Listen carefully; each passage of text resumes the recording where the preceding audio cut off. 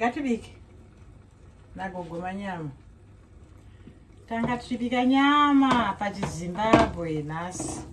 Nyama yemombe, beef. Nemuriwo satinodii zvataibika kumba zviya. Saka aya ndo mabikiro ataita.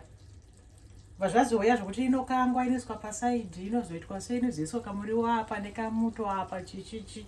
But chikafu icho chidya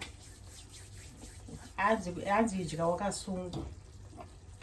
Saka nyama yedu yaibva taakusvika panguva yekubika sadza. Saka nhasi tokubika chi? Mapfunde. Ndo sadza ratiri kudya nhasi nagogo manyama. Saka gogo manyama as usual takati tinotanga nemvura yakatonhora, handiti? Like that. Mvura inotonhora toipambira. Uku ndo kunonzi kupambira.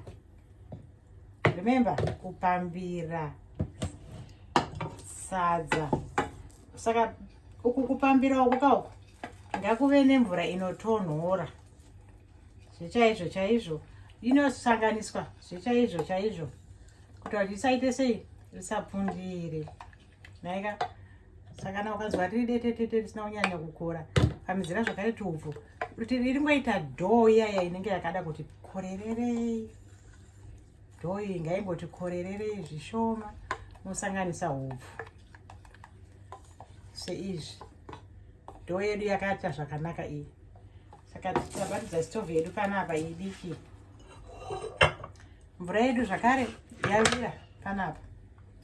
Saka taakutanga kubika zvedu sadza tichikodzonga kuti richazopundira.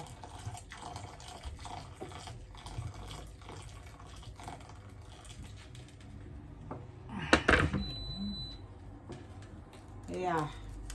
Sezvo ndataura paipai kuti rinogona kutoita inonzi chii? Vambiro reya rinenge rakatowandisa. Ukaisa upfu wakawanda wazoona sadza rako harichaita sei? Harichakwata. But iri rinoratidza kuti chi? Rinokwata. As you can see. Rinoratidza kuti rinokwata. Handiti? Rikasadai so harikwate. Rinoita like chisadza. Saka harizonyatsokwata kuti urinzwe kuti raibva. Sadza redu rechizezuru rekati rechiZimbabwe rinofanira kukwata. Ndo pane mushonga wacho wese wesadza redu rekumba. Sadza iri rinofanira kukwata, rigoiswa upfu zvishoma nezvishoma, richimonwa. Kana rakumonwa paipai rinofanira kubaya kunzi mugoti unofanira kunzwira ozorita kuti rishinyire. Kana rashinyira wapedza nyaya yacho yese. Zvatoita. Kana newo futi unofara. Kana iwo paunozosvika kamuriwo kako kaya kana nyama nemuriwo kaya unenge watoona kuti apa basa apa masports ese apera. Saka taakubika sadza pano nagogo nhasi. Tabika sadza nenyama nemuriwo mavheji tasanganisa cabbage, tikasanganisa garden egg, tikasanganisa carrots. Saka nyama yedu yatoibva nemuriwo wacho zvagadzirika zvatova ready. Saka tasara panapa rasadza rakukwata mupoto iyi. Saka tochisangana zvakare patinonosvika pasadza kuti raibva here, tochitanga kumuona.